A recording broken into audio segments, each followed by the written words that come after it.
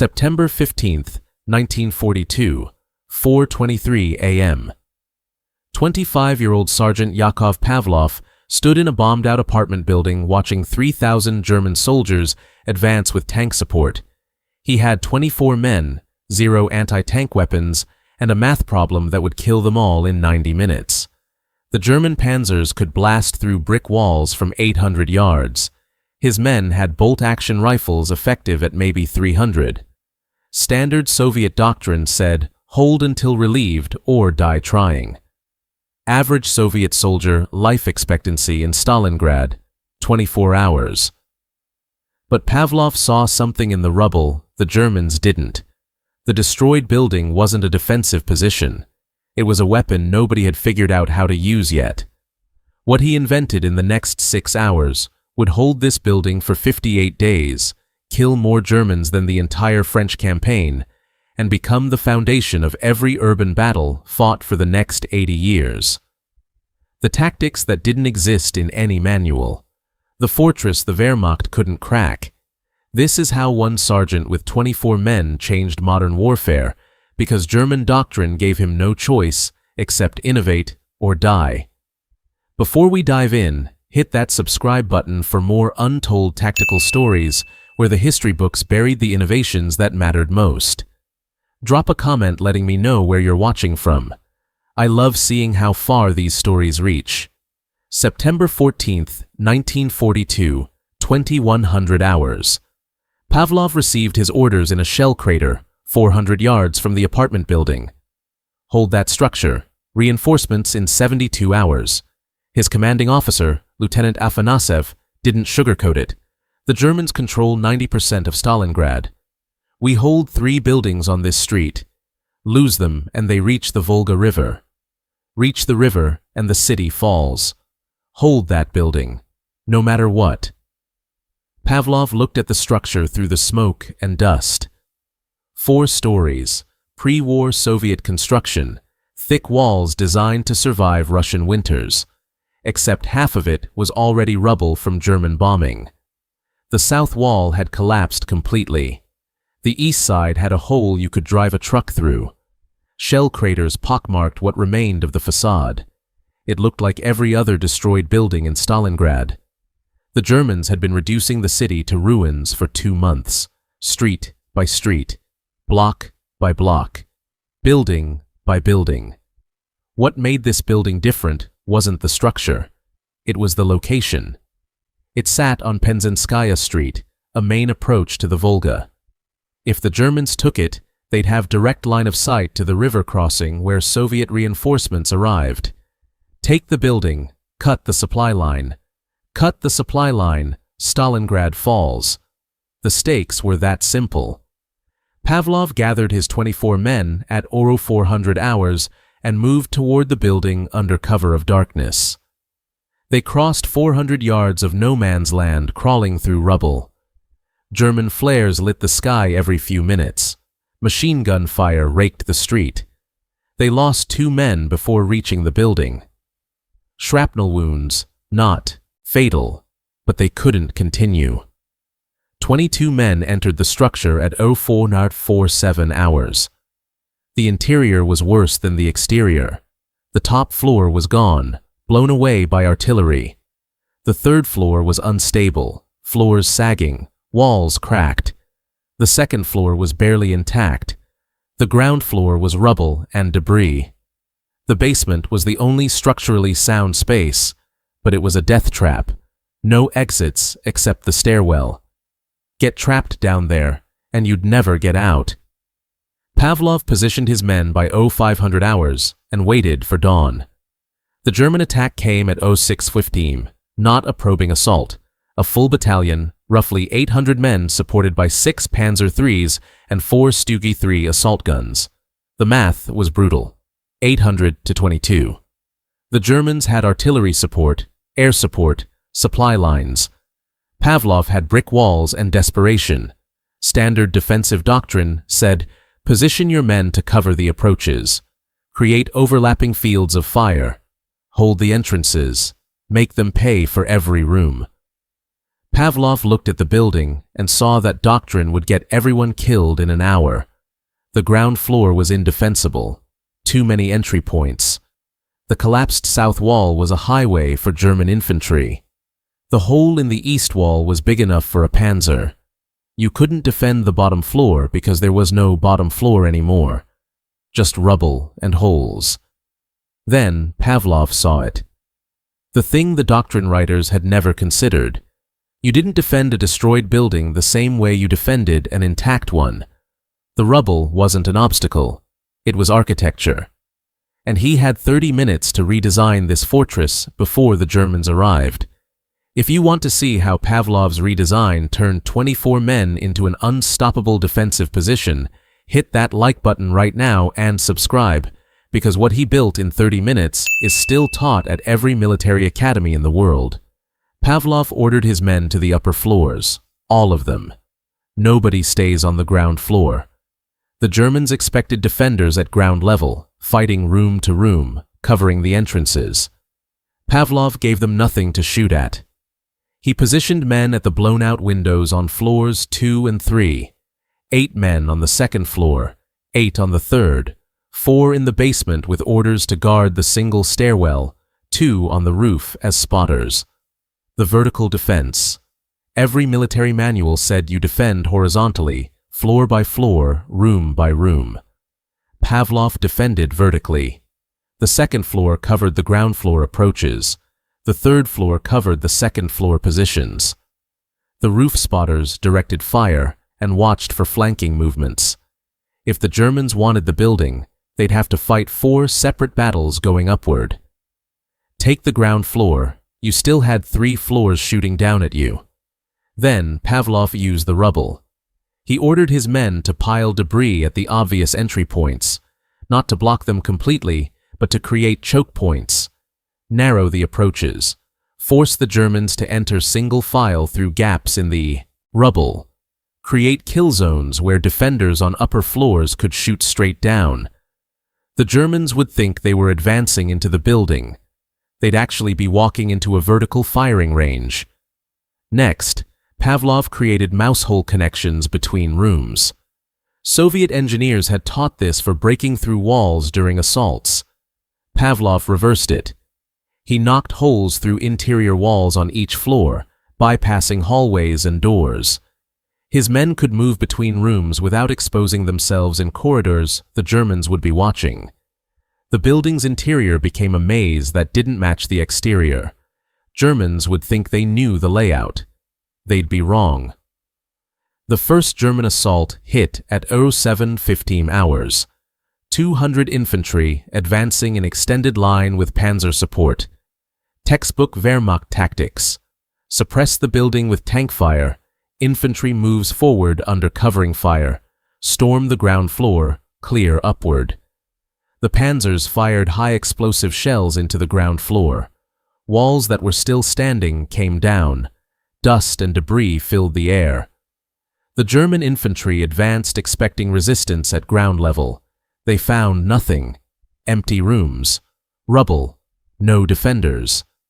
Then Pavlov's men opened fire from the second and third floors. Rifles, a few submachine guns, shooting straight down at Germans packed in the ground floor rubble. The Germans couldn't return effective fire. They were shooting up at windows while trying to find cover in debris. The angle was wrong. The cover was wrong. The tactics were wrong. The assault broke in 8 minutes. The Germans pulled back, leaving 34 dead in and around the building. Pavlov's casualties, 0. The exchange rate that shouldn't exist. The second assault came at 1100 hours. The Germans adjusted. They brought flamethrowers. Burned the defenders out of the upper floors. The flamethrower teams advanced under smoke cover. They reached the ground floor and aimed their weapons upward at the second floor windows. Pavlov's men dropped grenades. The Soviet RGD-33 hand grenade had a blast radius of about 30 feet. Dropped from 15 feet up, it detonated right on top of the flamethrower teams. Both flamethrower operators killed. Their fuel tanks ruptured. The ground floor became an inferno. The Germans pulled back again. Pavlov watched from the third floor and understood something. The Germans were using 1939 tactics, the tactics that had worked in Poland, France, everywhere else. Overwhelming force, combined arms, methodical advances. But those tactics assumed the defender would fight at ground level. Pavlov wasn't fighting at ground level. He was fighting from above. The building wasn't a position to defend. It was a vertical fortress the Germans didn't know how to crack. By nightfall, September 15th, the Germans had attacked 4 times. Each assault was stronger than the last. More men, more tanks, more artillery preparation. Each assault failed. German casualties for the day, 127 killed and wounded.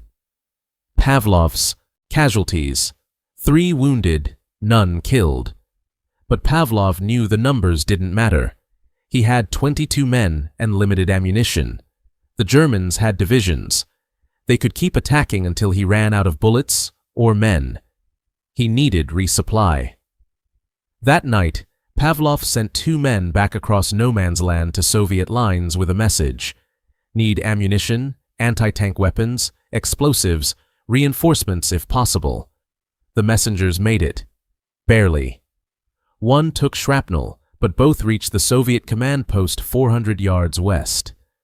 The resupply came at 200 hours September 16th. Not reinforcements. The Soviets didn't have men to spare. But they sent ammunition, grenades, 4 PTRD-41 anti-tank rifles, and a combat engineer, Sergeant Chernogolov, who specialized in fortifications. Chernogolov took one look at the building and told Pavlov he was insane. This structure could collapse any minute.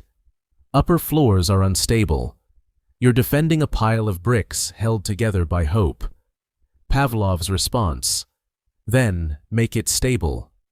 Chernogolov spent September 16th reinforcing the building while under fire. He shored up the 2nd and 3rd floors with debris and salvaged beams. He mined the approaches to the building, burying TM-35 anti-tank mines in the rubble around the perimeter. He created firing positions in the walls, knocking precisely sized holes that allowed rifles to fire out but made it difficult for Germans to fire in. He turned Pavlov's improvised fortress into an engineered one. The anti-tank rifles changed everything. The PTRD-41 could penetrate 25 millimeters of armor at 500 yards. That was enough to kill a Panzer III from the side or rear. Pavlov positioned the rifles on the 2nd floor covering the approach routes. When the next German attack came with tank support, Pavlov's men let the panzers advance to within 100 yards and shot them from above. The 1st Panzer took a round through the engine deck, the 2nd through the side armor. Both brewed up. The German infantry lost their armored support and withdrew. The siege settled into a pattern. Germans attacked during the day. Pavlov's men held and inflicted casualties. Soviets resupplied at night through a trench network Chernogolov dug, connecting the building to Soviet lines, 300 yards west. The trench was 4 feet deep, covered with debris and rubble to hide it from German observation. Supplies, ammunition, and occasional reinforcements moved through the trench every night. The Germans controlled the street. The Soviets controlled the underground. Days turned into weeks. September became October. The building held. German commanders couldn't understand it. They'd taken entire cities in less time than it took to capture one apartment building. They committed more forces, a full regiment, 3,000 men, tasked with taking Pavlov's house. The name had spread. Soviet propaganda called it the fortress that wouldn't fall. German soldiers called it the building we can't crack. Pavlov's defenders peaked at 31 men as reinforcements trickled in. 31 men held against 3,000. The Germans attacked with everything: artillery bombardments that lasted hours, Stuka dive bombers, flamethrowers, smoke, assault teams. Nothing worked. Every attack broke against the vertical defense Pavlov had created in those first 6 hours. The mathematics were staggering. From September 15th to November 12th, 58 days, the Germans launched 23 major assaults on Pavlov's house. Estimated German casualties in those assaults, 800 killed and wounded. Soviet casualties defending, 8 killed, 31 wounded, an exchange rate of 100 to 1.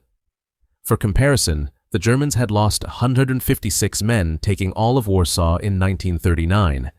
They lost 5 times that number taking one building in Stalingrad. The defense ended on November 25, 1942, when the Soviet counteroffensive encircled the German Sixth Army. Pavlov's house was no longer an isolated strongpoint. It was behind Soviet lines. The siege was over. Pavlov walked out of the building on November 26th. He'd entered on September 15th with 22 men. He walked out with 23, having gained reinforcements and lost men in nearly equal measure over 58 days. The building was rubble held together by willpower and engineering. But it stood. The Germans never took it. Pavlov was promoted to lieutenant and awarded the Order of Lenin. He survived the war, became a construction worker, and died in 1981 at age 64. He never wrote about Pavlov's house, never gave interviews, never claimed to have invented anything. He just held a building because his orders said, "Hold it." But what Pavlov invented in those first hours became doctrine. The U.S. military studied Pavlov's house after the war. The Marine Corps incorporated vertical defense into urban warfare training. The tactics manuals were rewritten. Modern urban combat begins with the assumption that height equals advantage. Defenders use upper floors to shoot down at attackers. Buildings are fortified from the inside out, using rubble and debris as architecture. Mousehole connections bypass corridors. Trenches connect defensive positions. Resupply happens at night. All of it traced back to a sergeant in Stalingrad who had 6 hours to figure out how to defend a pile of rubble against an army. The building still stands. It was rebuilt after the war, but the eastern wall was left damaged as a memorial. Today, it's a museum. Tourists can visit Pavlov's house in Volgograd, the city formerly known as Stalingrad. The interior has displays explaining the tactics, the siege, the significance. School groups visit. Veterans visit. Military officers from around the world visit to see where modern urban warfare was born. Every military academy in the world teaches Pavlov's house. West Point, Sandhurst, the Marine Corps University, Israeli Defense Forces officer training. It's the case study for urban defense. The tactics appear in every subsequent city battle. Fallujah in 2004. U.S. Marines used vertical defense holding buildings against Iraqi insurgents. Mosul in 2016. Iraqi forces fortified buildings using rubble just like Chernigov had. Mariupol in 2022. Ukrainian forces held the Azovstal steel plant for 82 days using the same principles Pavlov developed. Vertical defense, interior fortification, night resupply. The tactics that worked in 1942 still work today. The technology changes, the weapons improve, the principles remain. And it started because a 25-year-old sergeant looked at a destroyed building and saw a fortress nobody else could see, saw that rubble wasn't weakness. It was strength if you knew how to use it. Saw that doctrine written for intact buildings didn't apply to ruins, and had the intelligence and courage to invent new doctrine in 6 hours because the old doctrine would have killed everyone by lunchtime. If this story moved you the way it moved us, do me a favor. Hit that like button. Every single like tells YouTube to show this story to more people. Hit subscribe and turn on notifications. We're rescuing forgotten stories from dusty archives every single day. Stories about sergeants and tactics and innovations born from desperation. Drop a comment right now and tell us where you're watching from. Are you watching from the United States, United Kingdom, Russia, Germany? Our community stretches across the entire world. You're not just a viewer, you're part of keeping these memories alive. Tell us your location. Tell us if someone in your family served. Just let us know you're here. Thank you for watching. And thank you for making sure Yakov Pavlov and the men who held that building for 58 days don't disappear into silence. These men deserve to be remembered, not just for holding a building, but for inventing the tactics that every soldier in every urban battle since has relied on to survive.